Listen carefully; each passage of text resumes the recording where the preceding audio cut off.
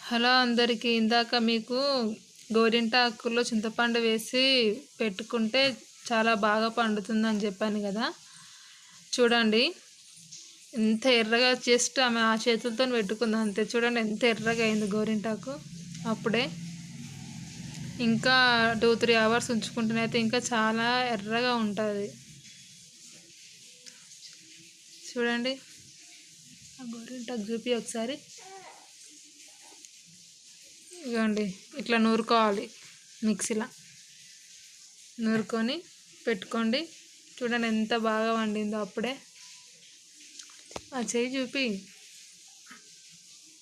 మంచిగా వండింది కదా. చిట్కాని ఫాలో అయ్యి మీకు ఎలా వచ్చిందో కామెంట్ చేయండి.